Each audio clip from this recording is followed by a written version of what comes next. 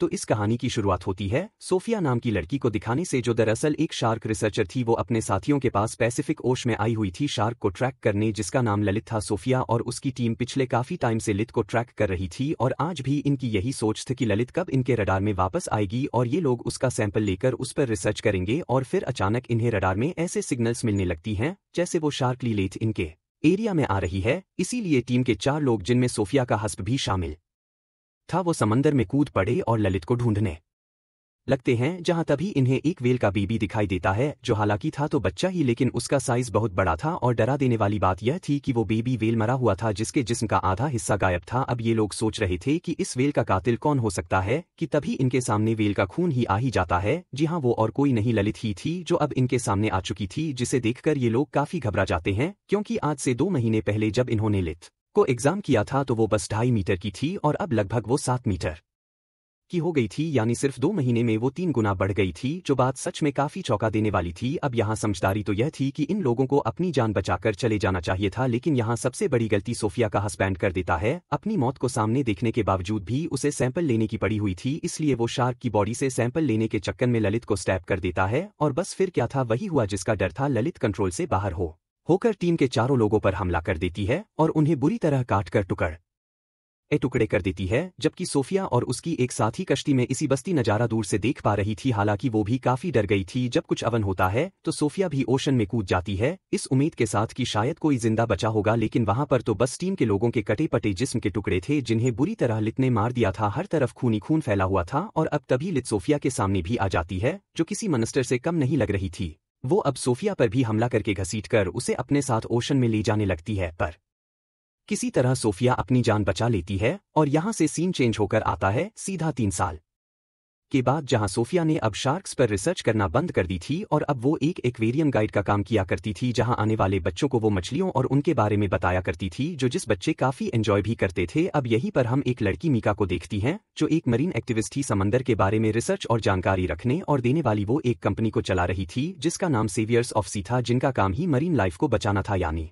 समंदर में रहने वाले हर क्रिएचर की हिफाजत करना उनकी जिम्मेदारी थी। अब मीका सोफिया से जाकर मिलती है, जिसे वो अपने हेडक्वार्टर ले आती है और उसे दिखाती है कि लित चांद, जिस पर सोफिया कुछ साल पहले रिसर्च कर रही थी, वो कुछ ही टाइम में पेरिस के एक रिवर में आ रही है, यानी कि इनके शहर के ही रिवर में, और बस पेरिस के रिवर में एंटर होने ही वाले। इसीलिए मीका यहाँ चाहती है कि सोफिया ललित को एग्जामिन करने में उनकी मदद करें, जिस पर सोफिया कहती है कि ये कोई बड़ी बात नहीं है, अक्सर शार्क्स मौसम की बदलने की वजह से एक जगह से दूसरी जगह चली जाती हैं, और हाँ, पैसिफिक ओशन से रिवर में आना थोड़ा मुश्किल है लिली, तो क्या कोई भी शार्क रिवर के ताजा पानी में सर्वाइव नहीं कर सकती, इसलिए वो यहाँ आने से पहले ही वापस लौट जाएगी। अब इस वजह के साथ साथ सोफिया का सदमे से भरा माज भी था, जो उसे शार्क्स पर एग्जामिन करने और उसे ट्राई करने से रोक रहा था। इसीलिए कुछ इस तरह की वजह देखकर सोफिया वहां से चली जाती है। अब हम लड़कों को उसी सन रिवर के पास खड़ा देखते हैं, जिन्हें रिवर से 2 छोटे छोटे मिसाइल्स मिलते हैं। तब यहाँ पर पुलिस आकर सभी मिसाइल्स को इकट्ठा कर लेती है और सबको बताती है कि दूसरी जंग के बाद से इस रिवर में छोटे छोटे मिसाइल्स और उनके शेल्स मिलती रहती हैं,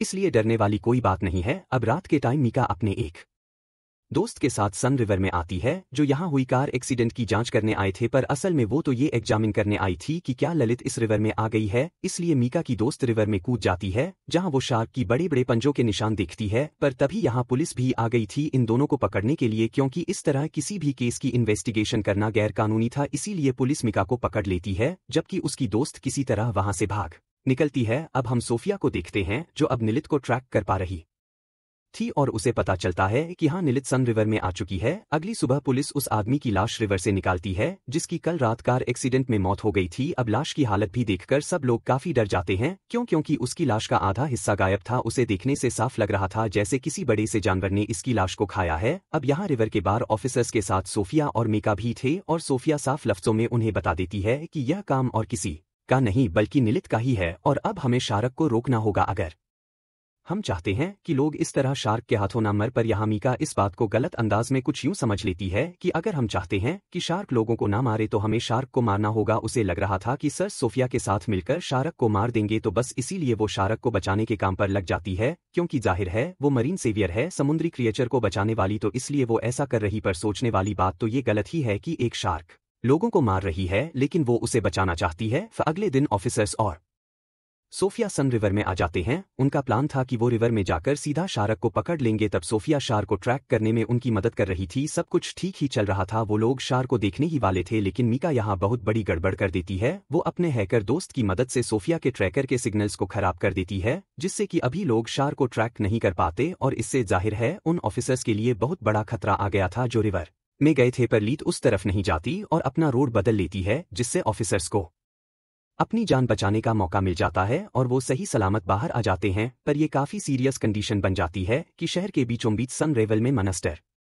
शार्क घूम रही है, इसलिए ऑफिसर्स ये बात जाकर मेयर को बता दी थी। तब मेयर परेशान होते हुए कहती है कि कैसे भी करके उस शार्क को रोकना होगा, क्योंकि कुछ दिन बाद उसी सन रिवर पर एक बहुत बड़ा इवेंट होने वाला है, जिसे वो किसी भी सूरत में कैंसिल नहीं कर सकती। इसलिए ऑफिसर्स लिथ को रोकने के बारे में सोचने लगते हैं, जबकि मीका एक वीडियो बनाती है और उसे खुफिया तौर पर कई सारे मरीन एक्टिविस्ट के पास भेज देती है, लिलिथ शार्क के बारे में बताते हुए कहती है कि गवर्नमेंट उसे और उस जैसे और भी शार्क्स को मारना चाहती है, इसीलिए हमें आगे आना होगा और इन्हें बचाना होगा। बेशक ये शार्क्स हम लोगों को खाए क्यों ना जाए। फिर वो कहती है कि इसके लिए आज रात हमें पेरिस के कैटाकोम में आना होगा। कैटाकोम दरअसल पेरिस के नीचे बनाई गई एक टनल सुरंग है, जो पूरे पेरिस के नीचे फैली हुई है। अब मिकाम अपना पूरा प्लान अपने साथियों को बता तो देती है, लेकिन उससे पहले ही उसकी एक दोस्त पुलिस के पास पहुंच गई, उन्हें इस खुफिया प्लान के बारे में सब कुछ बता देती है, जहां उन लोगों को पता चला कि इस टाइम शार्क पेरिस के कैटाकोम में ही है।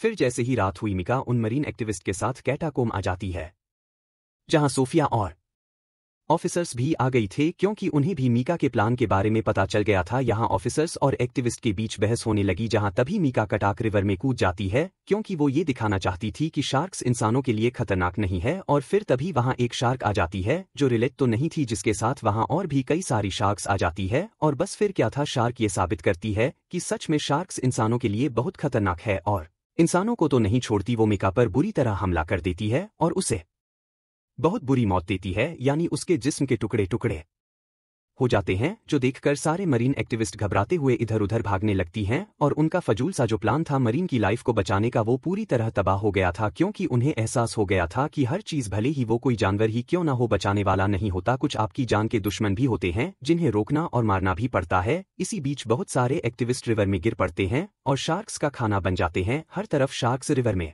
इंसान के टुकड़े टुकड़े करते नजर आ रहे थे, खून खून पहना हुआ था। पर जैसे तैसे इस सूरते हाल को काबू कर लिया गया, बचे हुए लोगों को सही सलामत वहां से बचा लिया जाता है, जिस दौरान एक शार्क को भी मार दिया गया था, जिसे अब सोफिया चेक करने लगती है। उसे पता चला कि यह शार्क एक फीमेल है, जो तकरीबन 2 माह की है, प्रेग्नेंट भी है, और हैरानी वाली बात कि इसके पेट में ढेरों शार्क्स के बच्चे हैं। पता चलता है कि शार्क एक ऐसी प्रोसेस से बच्चे पैदा कर रही है, जिसमें वो एक टाइम में बहुत ज्यादा पैदा करने के काबिल होती है, वो भी बहुत ही जल्द, छोटी उम्र में, जो चीज बहुत खतरनाक है, क्योंकि ऐसे इनकी तादाद बहुत ही कम टाइम में बढ़ सकती है, और तो और ये ताजा पानी में भी सरवाइव कर सकते हैं, जो चीज इन्हें इनकी मां लिनिथ से मिली, जिसने क्लाइमेट की मुश्किलात को झेलते हुए फ्रेश पानी में जीना सीख लिया था। ये लोग अंदाजा लगा लेते हैं कि ये शार्क्स हजारों की तादाद में हो सकते हैं, जो सारे कैटाकोम में रह रहे होंगे। इसलिए वो फैसला करते हैं कि हम कैटाकोम में धमाके करेंगे, जिससे सभी शार्क्स वही मारे जाएंगे। अब अगले दिन वो स्विमिंग इवेंट आ जाता है, जहां एक टाइम में बहुत सारे लोग रिवर में स्विमिंग करेंगे, तैरे, क्योंकि यह बात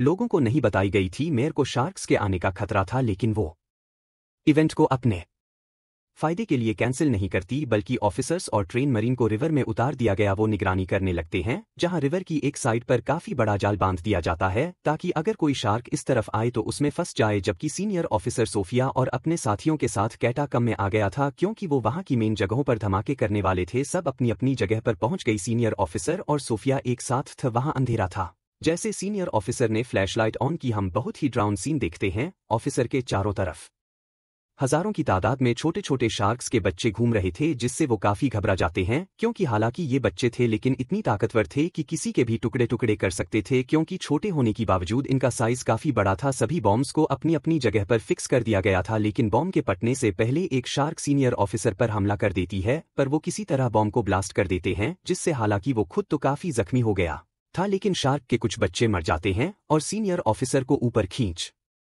लिया जाता है। अब जब सोफिया वापस नीचे रिवर में जाती है, तो उसके सामने से ललित गुजर रही थी, जो अपने बच्चों की लाशों के टुकड़े देखकर काफी दुखी हो गई थी और गुस्से में भरी हुई थी। और वो सोफिया को तो देख नहीं पाती, लेकिन गुस्से से भरी हुई उस जाल को तोड़ देती है और उस जगह आ जाती या जहां स्विमिंग रेस शुरू हो गई थी। अब ललित यहां आकर एक आदमी के एक ही झटके में 2 टुकड़े कर देती है, जिससे हर तरफ अफरा तफरी मचाती है। और तभी यहां बहुत सारे शार्क्स भी आ जाते हैं, जो जाहिर है ललित के कहने पर ही आए थे। ये शार्क्स कैटाकम्ब में नहीं रह रहे थे, इसलिए धमाके से नहीं मरी और उनकी तादाद बहुत ज्यादा थी। ये शार्क्स रिवर में तैर रहे लोगों पर बुरी तरह हमला कर देते। एक ही पल में रिवर खून से लाल हो गया, हर तरफ उनकी लाशों के टुकड़े टुकड़े बिखर गई थे। इसी के साथ यहाँ सबसे बड़ी गलती यह हुई कि ऑफिसर ने शार्क को स्नाइपर से शूट कर दिया, जिसकी कुछ निशानी पानी में पड़े मिसाइल्स पर लग जाती हैं, जो दूसरी जैसे वहां पड़े हुए थे लेकिन डिफ्यूज नहीं थे, पूरी तरह एक्टिव थे, जिससे होता यह है कि एक मिसाइल के फटने से ढेरों मिसाइल्स फटने लगते हैं। ऐसा होते ही बड़े बड़े धमाकों के साथ वहां सुनामी जैसा सीन बन जाता है। रिवर का पानी हर तरफ फैल जाता है, जो मेयर के साथ साथ पेरिस के बहुत बड़े हिस्से को अपने साथ ले डूबता है। बहुत बड़ी तबाही बच जाती है, सिर्फ सोफिया और ऑफिसर ही बचते हैं, जो अपने चारों तरफ तबाही को देख रही थी। आसपास लाशें और ढेरों शर्स घूम रही थी और बताया जा रहा था कि ये शार्क्स सुनामी की वजह से आसपास के एरिया में भी जा रहे हैं, जिस वजह से वो पूरे कंट्री में ही फैल चुकी हैं। और सबसे खतरनाक बात, वो अब यहाँ से पूरी दुनिया में ही फैल जाएंगे और बहुत बड़ी तबाही लाएंगे, जिससे इंसानियत और दुनिया का नामो निशान मिट जाएगा, जो चीज़ बहुत खतरनाक है। और इसी दिल दहला देने वाली एंडिंग के साथ ही ये कहानी अंडर बेस यहीं पर खत्म हो जाती है।